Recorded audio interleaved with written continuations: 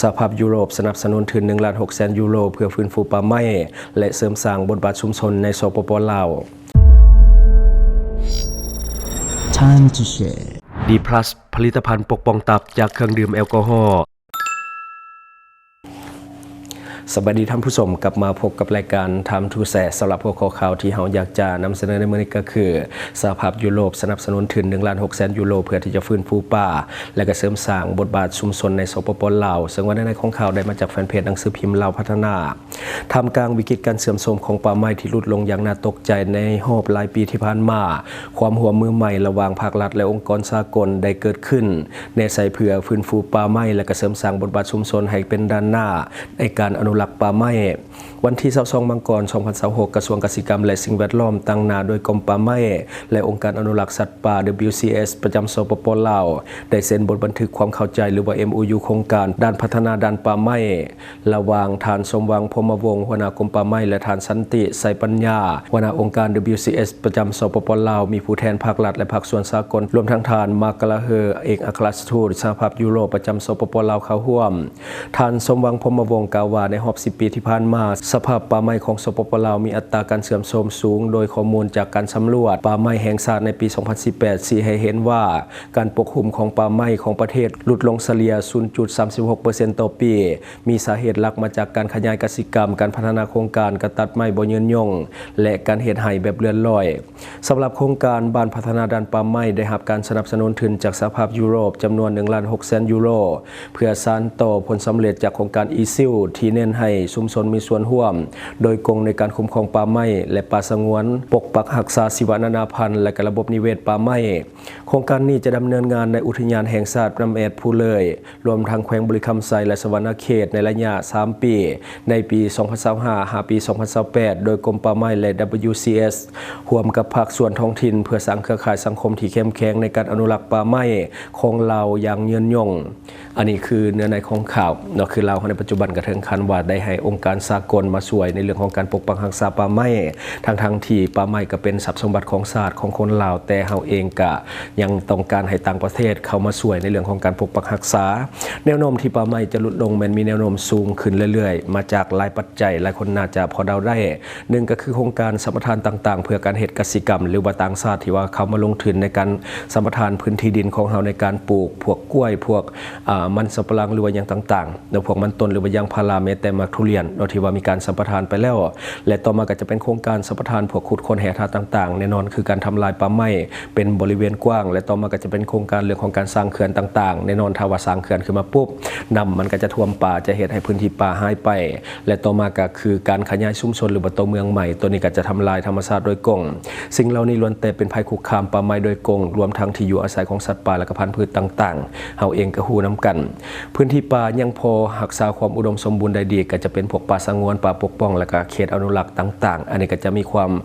อุดมสมบูรณ์แน่เพราะว่ามันเป็นบ่อนที่ถูกปกป้องไว้แล้วถ้าว่าบ่ถูกปกป้องกันแน่นอนล่ะจะมีการเข้าไปสัมปทานหรือว่าการตัดไม้อย่างต่างๆรวมทั้งการล่าสัตว์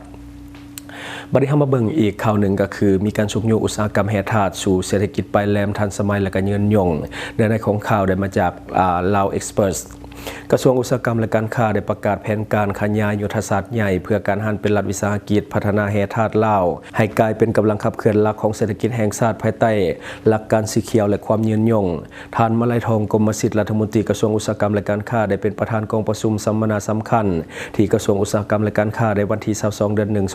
2026โดยเน้นให้เห็นบทบาทสำคัญยิ่งของคะแนนบ่แห่ที่ถือจัดเป็นเศรษฐกิจปลายแหลมของสปป.ลาวในการยกระดับเศรษฐกิจสังคมและลดผ่อนความทุกข์ยากกองประชุมมื้อนี้มีจุดประสงค์หลักเพื่อการพันขยายยุทธศาสตร์แห่งชาติมาสู่แผนพัฒนา5 ปีตั้งแต่ 2026 หา 2030 ของการพัฒนาแห่ธาตุลาวให้มีความชัดเจนยิ่งขึ้นการเคลื่อนไหวนี้เกิดขึ้นภายหลังที่รัฐบาลได้ประกาศใช้วิสัยทัศน์ฮอดปี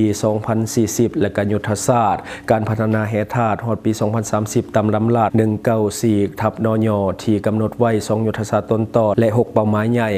ทิศทางการพัฒนาจะเน้นใส่การหันอุตสาหกรรมบ่แห่ให้ทันสมัยตามทฤษ สีเขียวและรับประกันความยืนยงในระยะยาวซึ่งถือเป็นการหันเปลี่ยนที่สำคัญของคะแนนนี้ท่านรัฐมนตรีได้ย่อผลสำเร็จที่เป็นรูปธรรมในการดึงดูดการลงทุนและการเข้าร่วมถือหุ้นในหลายโครงการใหญ่ที่ผ่านมาทั้งนี้การพัฒนาแห่งชาติลาวได้กลายเป็นฐานหลายหับที่สำคัญและก็กำลังขับเคลื่อนหลักในการสร้างพื้นฐานโครงหลังที่ทันสมัยให้แก่ประเทศชาติอย่างไรก็ตามคะแนนบ่แฮยังเผชิญกับสิ่งท้าทายหลายด้านรวมทั้งขั้นตอนการประสานงานที่ยังหลายขั้นการคุ้มครองสิ่งแวดล้อมให้ยืนยงและการยกสูงประสิทธิผลในการแบ่งปันผลประโยชน์ให้แก่รัฐบาลและประชาชนอย่างเต็มที่ท่านรัฐมนตรีได้ให้ทิศทางยุทธศาสตร์ที่สำคัญ3ด้านเพื่อสุขโยการพัฒนาแห่งชาติลาวก้าวไปสู่เป้าหมายด้านวิสัยทัศน์แม่นหันการพัฒนาแห่งชาติลาวให้กลายเป็นรัฐวิสาหกิจที่ทันสมัยโปร่งใสและก็มีขีดความสามารถในการแข่งขันสูงเพื่อเป็นเสาค้ำให้แก่อุตสาหกรรมบ่แห่ทั้งหมดด้านการบริหารถอดถอนบทเรียนการบริหารแบบมืออาชีพมาปรับใช้เพื่อลดผ่อนขั้นตอนซักซ่าและก็เพิ่มทวีการกวดกวดสอบภายในให้รัดกุมยิ่งขึ้นต่อมาก็จะเป็นด้านการร่วมทุนก็คือกำหนดหลักการที่เข้มงวดในการคัดเลือกคู่ร่วมทุนที่มีทั้งทุนเทคโนโลยีที่ทันสมัยและจรรยาบรรณทางธุรกิจเพื่อหาประกันผลประโยชน์สูงสุดของรัฐรัฐมนตรีได้มอบหมายให้การพัฒนาแห่งชาติลาวสังรวมเอาทุกความเห็นที่ดีและมีวิสัยทัศน์เข้าในการปรับปรุงห่างแผนพัฒนา5ปีตั้งแต่ปี2026 ปี 2030ให้สมบูรณ์โดยให้สอดคล้องกับ3แผนงานบริมสิทธิ์ของกระทรวงอุตสาหกรรมและการค้านอกจากนั้นบรรดากรมเกี่ยวข้องได้รับมอบหมายเป็นเสนาธิการในการปรับปรุงกลไกประสานงานและนิติกรรมปิ่นอ้อมเพื่ออำนวยความสะดวกให้การพัฒนาแห่งชาติลาวสามารถเคลื่อนไหวธุรกิจได้อย่างคล่องตัวแก้ไขปัญหาข้อมูลธรณีศาสตร์และเก็บรายรับให้ครบถ้วนเพื่อรับประกันการปฏิบัติแผนการอย่างมีประสิทธิผลกระทรวงอุตสาหกรรมและการค้าได้กำหนดให้มีระบบการติดตามและการประเมินผลอย่างต่อเนื่องพร้อมด้วยตัวชี้วัดก็คือ KPI ที่ชัดเจนเพื่อรายงานต่อคณะนำกระทรวงในแต่ละระยะการเคลื่อนไหวครั้งนี้แสดงให้เห็นถึงความมุ่งมั่นของรัฐบาลในการยกระดับคะแนนบ่แห่ให้กลายเป็นอุตสาหกรรมที่ทันสมัยยืนยงและเป็นมิตรกับสิ่งแวดล้อมเพื่อสร้างความสมดุลให้แก่การพัฒนาประเทศชาติในระยะต่อไปอันนี้คือเนื้อในของข่าวทั้งหมดที่เฮาเก็บมาเล่าสู่ฟังหวังว่าท่านจะได้รับสาระดีๆสำหรับท่านที่เบิ่งรายการเฮาอยู่คิดเห็นจะได้กับสิ่งที่ว่านำเสนอไปก็อย่าลืมฝากไว้ภายใต้คอมเมนต์ของเฮาและข้าพเจ้าจะเข้าไปอ่านด้วยตนเองขอขอบใจท่านใดที่มักดื่มเหล้าดื่มเบียร์หนักๆอย่าลืมปกป้องตับและฟื้นฟูเซลล์ตับแบบเร่งด่วนโดยผลิตภัณฑ์ D+ ตัวนี้แก้เมาค้างในโตมีเก็บเงินปลายทาง